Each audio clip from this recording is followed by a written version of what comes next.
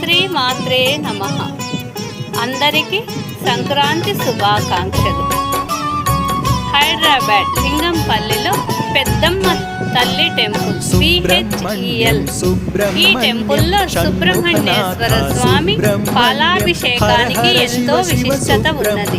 మరి మీరు కూడా చూస్తారా పాలాభిషేకం? స్వామివారి పాలాభిషేకం చూసినా చేసినా పుణ్యమే కదా. మరి చూడండి, ఆ స్వామి అనుగ్రహం పొందండి. నాగరూపధర సుబ్రహ్మణ్యం, నాగదోషహర సుబ్రహ్మణ్యం, నాగవిలోలా సుబ్రహ్మణ్యం,